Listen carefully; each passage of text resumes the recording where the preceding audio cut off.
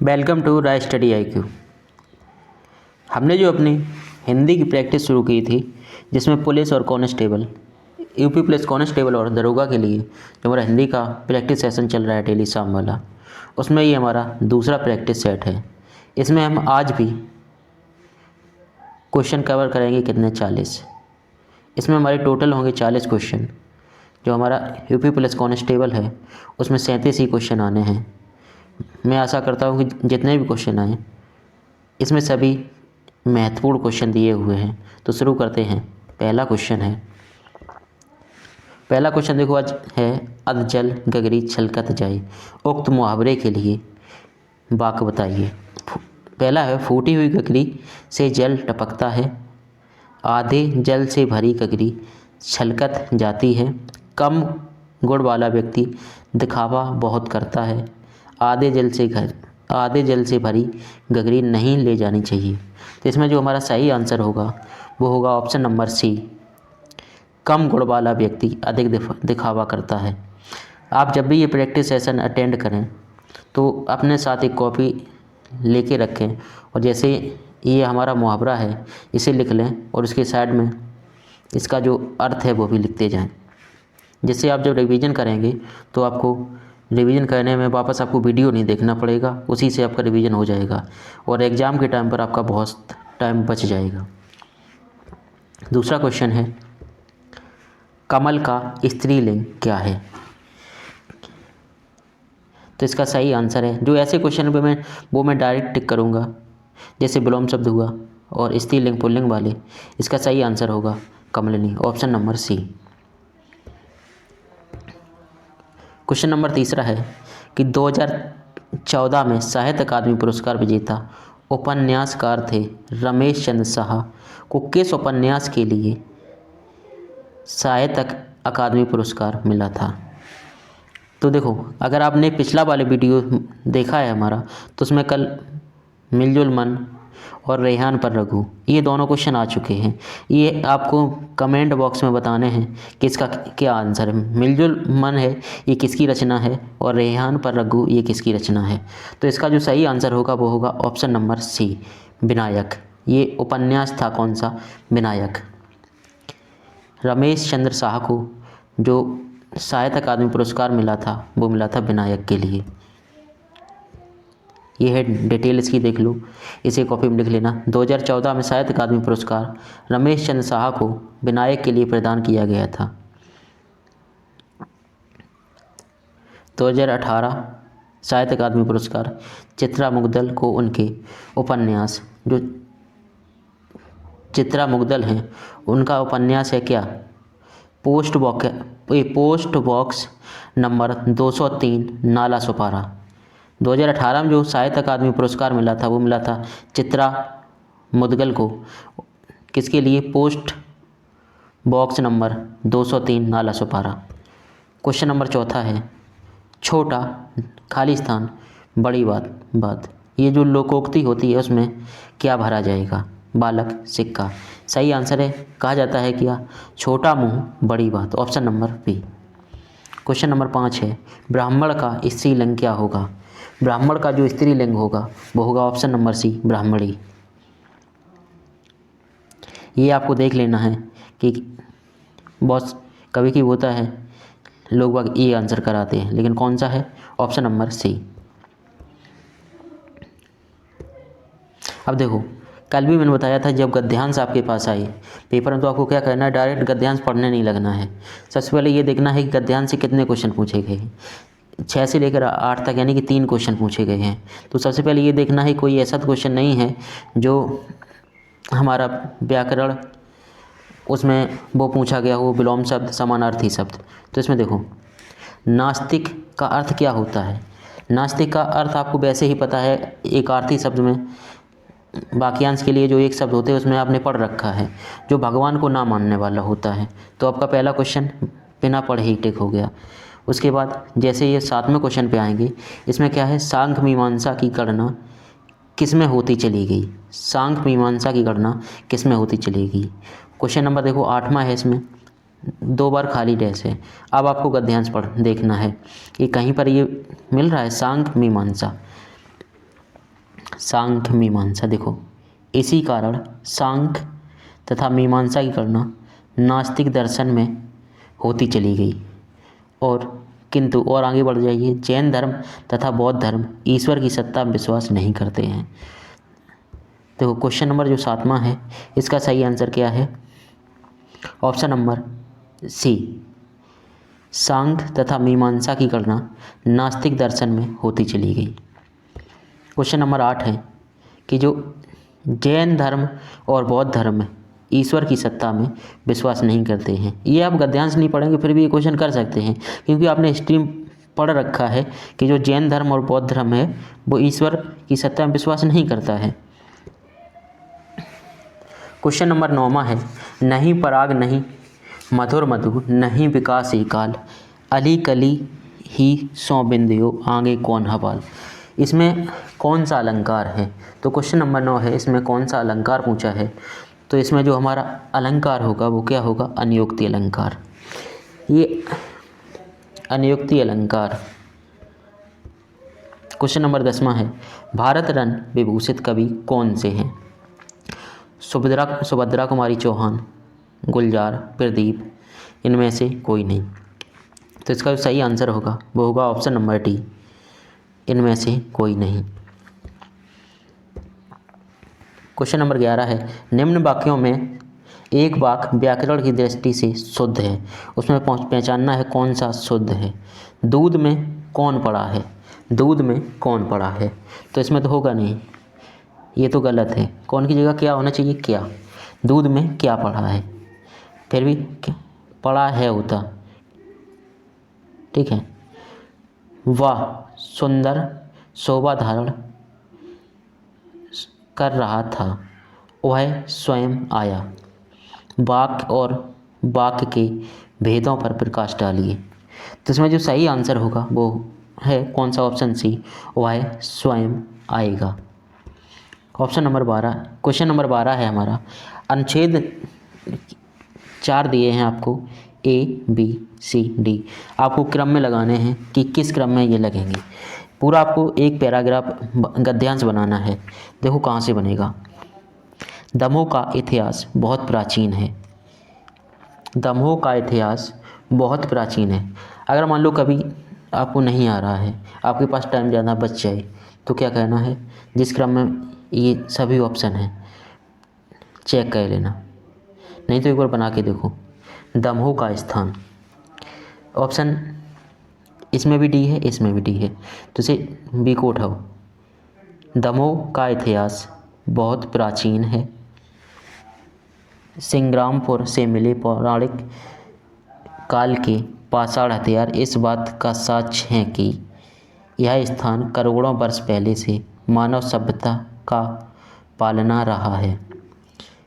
इसका सबूत जिले के विभिन्न स्थानों पर पाए जाने वाले शिलालेख, सिक्के, दुर्गा मंदिर व अन्य वस्तुएं हैं जिनका संबंध गुप्त काल, समुद्रगुप्त, चंद्रगुप्त और स्कंदगुप्त के शासनकाल से था।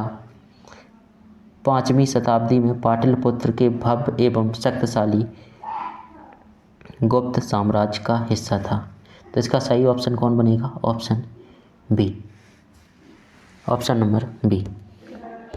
क्वेश्चन नंबर 13 है, हनुमान की पूंछ में लगन न पाई आग, लंका सारी जल गई, गए निशाचर भाग। उक्ति में कौन सा अलंकार है? तो ये ऐसी उक्ति है या ऐसी पंक्ति है जो बहुत बार एग्जाम में आई है, काफ़ी बार ये पूछा जा चुका है। और इसमें कौन सा अलंकार होता है? वो होता है अतिशयोक्ति, जहाँ पे किसी बात को बढ़ा चढ़ा कर कहा जाए। इसमें क्या दिखाया कि हनुमान की पूंछ में आग नहीं लग पाई थी, पूरी लंका जल गई थी। क्वेश्चन नंबर 14 है, आधुनिक आर्य भाषा का काल कब से कब तक है? जो आधुनिक आर्य भाषा है उसका काल कब से कब तक है? आधुनिक 1500 ईसा पूर्व से 800 ईसा पूर्व तक, 1 से 500 ईस्वी, 500 ईस्वी से 1000 ईस्वी, 1000 ईस्वी से अब तक। तो इसका जो सही आंसर होगा वो होगा option number D, option number D.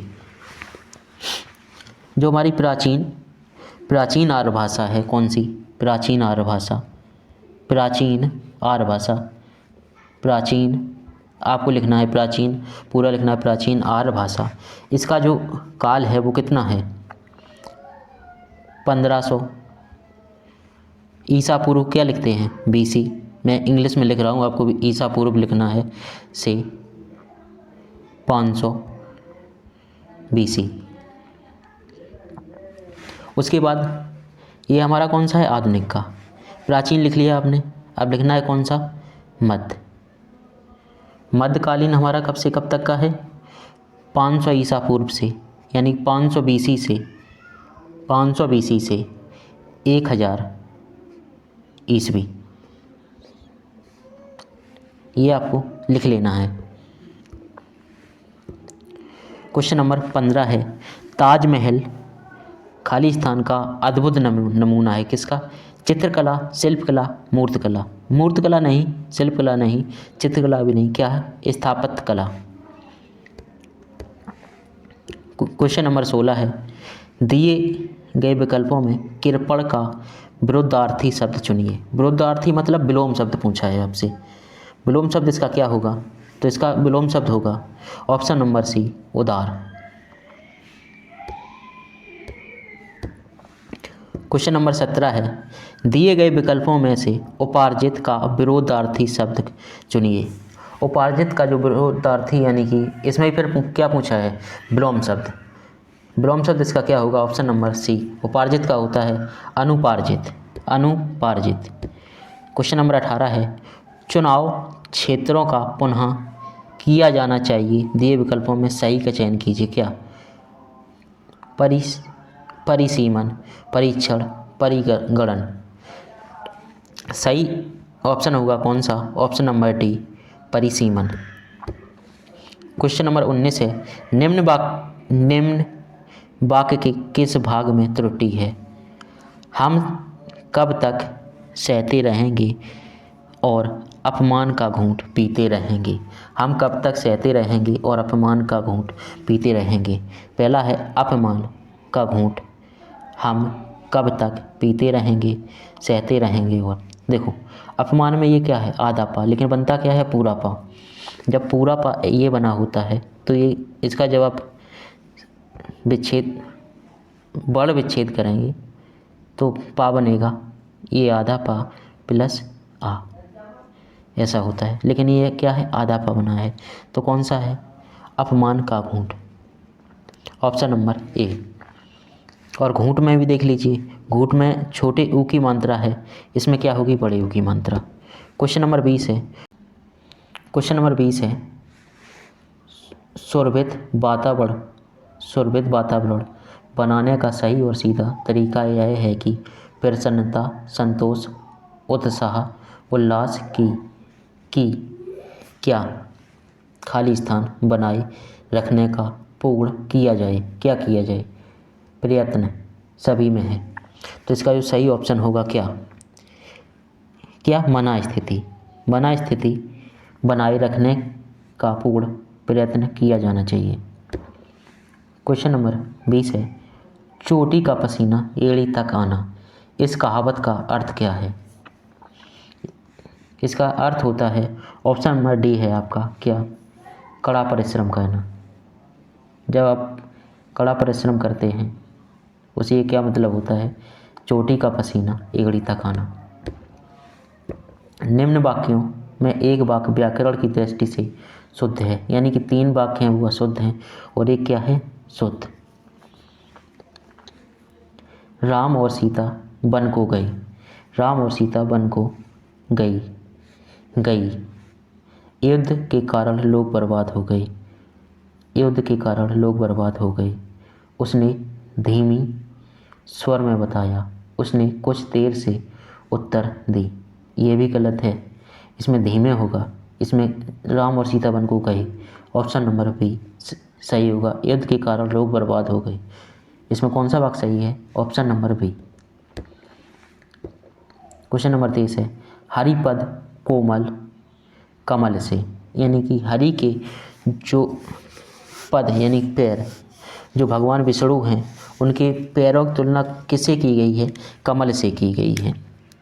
तो जहाँ पर तुलना की जाए, कल ये क्वेश्चन आया था पिछले वाले प्रैक्टिस अगर आपने लगाया है, उसमें पूछा गया था कि जो उपमा अलंकार है उसमें उपमा में जो उप है उसका अर्थ क्या होता है और माँ है इसका अर्थ क्या होता है। अगर आपने पिछला वीडियो देखा है तो आप कमेंट बॉक्स में बताएंगे कि इसका क्या मतलब होता है, और अगर नहीं देखा है तो देख के लिख लेना। मैंने माँ का भी अर्थ बताया था। तो इसमें सही आंसर क्या होगा? ऑप्शन नंबर बी, उपमा, जहाँ पर तुलना की जाए।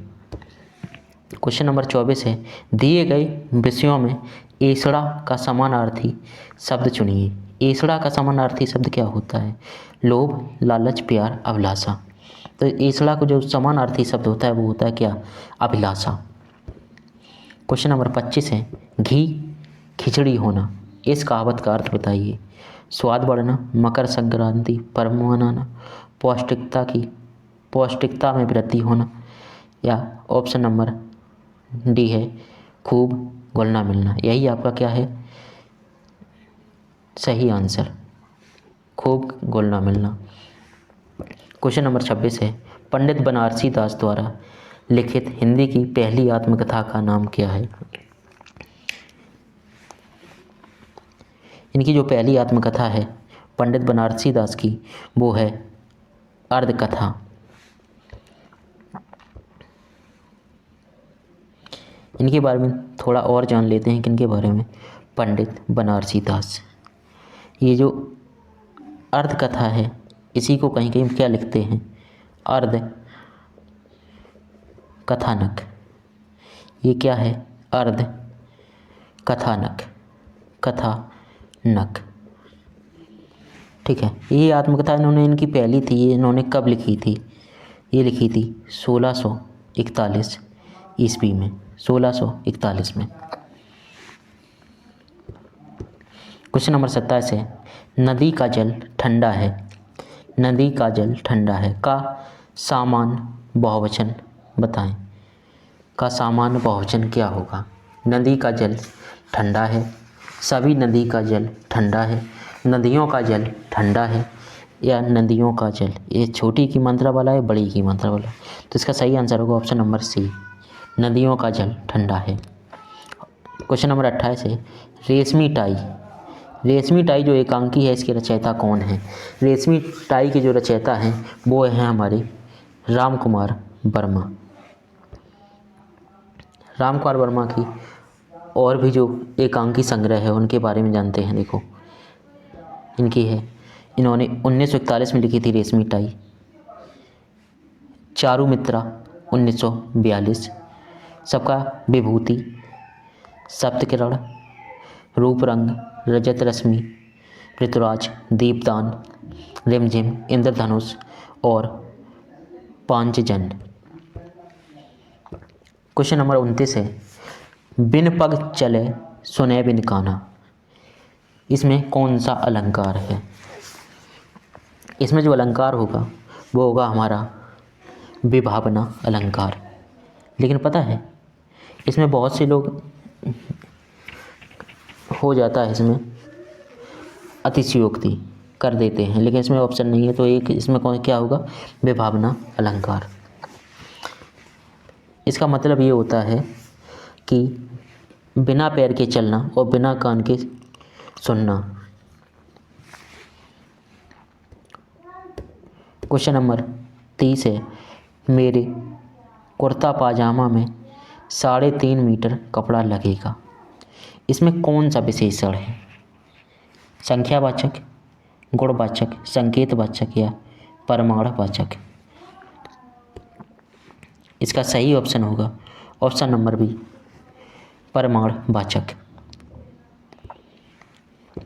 क्वेश्चन नंबर 31 है, पानी का सामान्य बहुवचन बताइए। पानी का सामान्य बहुवचन क्या होगा? देखो पानी का जो बहुवचन होता है वो अपने आप में ही बहुवचन है, उसका कोई बहुवचन नहीं बनेगा, ना आपको पानियों कर देना है। ये दोनों ऑप्शन आपके गलत हैं, लेकिन वहाँ पर आपको भावनाओं में नहीं बहना है। नहीं तो अगर आप भावनाओं में बह जाएंगे तो एग्जामिनर आपकी भावनाओं से खेल जाएगा। क्वेश्चन नंबर 32 है, किलमिश का समानार्थी शब्द चुनिए। किलमिश का समानार्थी शब्द चुनिए। इसका जो समानार्थी शब्द होता है वो होता है क्या? पाप। Option number B. 33 है, लड़के को बुलाओ का सामान बहुवचन बताइए। लड़के को बुलाओ, लड़कों को बुलाओ, लड़के को बुलाओ, सभी लड़के को बुलाओ या लड़कों को बुलाओ। तो इसका जो सही आंसर होगा वो होगा क्या? जो लड़के का बहुवचन होता है वो क्या होता है? लड़कों को बुलाओ। अब इसमें भी देखना है, यहाँ पर देखो, यहाँ पर बिंदी है, यहाँ पर नहीं है। कौन सा? Option number D.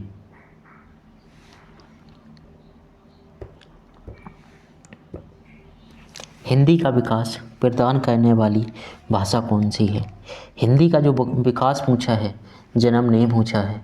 अगर आपसे पूछा जाए हिंदी का विकास किस भाषा से हुआ है, वो आपका हुआ है किससे? प्राक अपभ्रंश से। अगर जन्म पूछा जाए तो जन्म किससे है? कमेंट बॉक्स में आपको बताना है।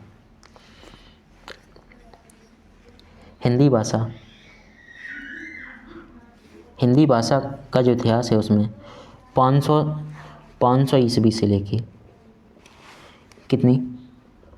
500 ईस्वी से लेके 1000 ईस्वी, 1000 ईस्वी के मध्य का काल जो है उसे अपभ्रंश काल कहते हैं। क्या? अपभ्रंश। अपभ्रंश, अपभ्रंश काल। अपभ्रंश से ही आधुनिक आर्य भाषाओं, अपभ्रंश से ही जो आधुनिक में आर्य भाषाएं कौन कौन सी हैं हमारी? हिंदी हो गई, ये लिखनी है आपको क्या? आधुनिक आर्य भाषाएं हिंदी, बांग्ला, गुजराती, हिंदी, बांग्ला, गुजराती, मराठी,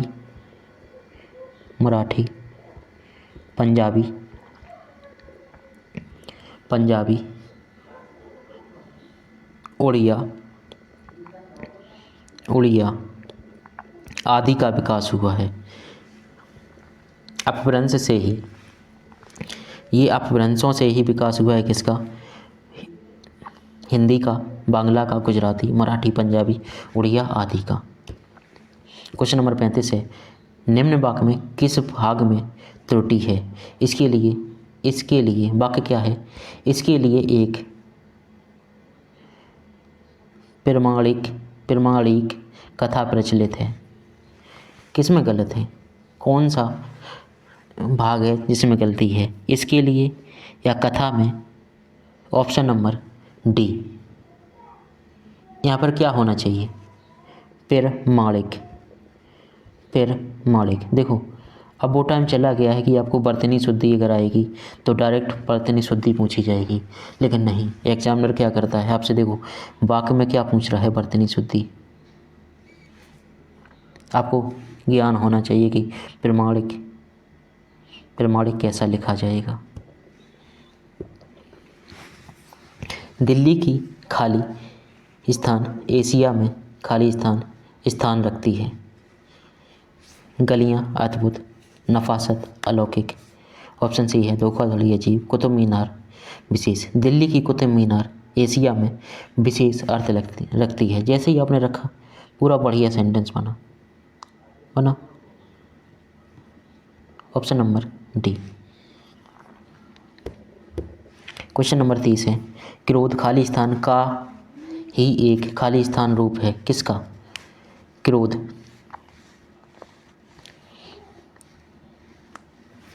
इसका सही ऑप्शन होगा वो कौन सा होगा? तामसिकता का घिनौना रूप है। तामसिकता का घिनौना रूप है। क्रोध तामसिकता का ही एक घिनौना रूप है। क्वेश्चन नंबर 38 है, कदाचित संध्या को पानी बरसे। कदाचित संध्या को क्या हो? पानी बरसे। तो इसमें कौन सा काल है? सामान्य भविष्यकाल, संभाव्य भविष्यकाल, वर्तमान काल या भूतकाल? देखो क्या की जा रही है, कदाचित संध्या को, अभी संध्या हुई नहीं है, शाम को होने वाली है, तो संभावना व्यक्त की गई है, तो क्या है? संभाव्य भविष्यकाल। क्वेश्चन नंबर 39 है कि ऊर्जा का समानार्थी शब्द बताइए। ये क्वेश्चन का जो सही आंसर है वो क्या है? ऑप्शन नंबर ए, शक्ति। क्वेश्चन नंबर 40 और लास्ट क्वेश्चन है, कुछ बच्चे इधर आओ, कुछ बच्चे इधर आओ में कौन सा विशेषण है? देखो अभी कल भी क्वेश्चन आया था वो विशेषण से ही था, आज भी जो क्वेश्चन है वो भी किससे? विशेषण से है। विशेषण से ज़्यादा क्वेश्चन पूछे जाते हैं, इसीलिए आज नहीं, हो सकता है सोमवार से लेकर अगली 29 तारीख से 10 तारीख तक पूरा हिंदी का सिलेबस मैं ख़त्म कराऊंगा बोर्ड पर, एक एक पॉइंट। हिंदी में मेरा खुद का जो टारगेट है, मैंने खुद सोच रखा है कि जो भी बच्चा हमसे पढ़ेगा हिंदी, उसके 37 में 37 क्वेश्चन सही होने चाहिए हिंदी में। तो हर सेक्शन कवर कराऊंगा जहाँ से क्वेश्चन पूछे जाते हैं और जैसे क्वेश्चन बनते हैं वो भी। और AP प्लस का काफ़ी पुराना अनुभव है मेरे साथ।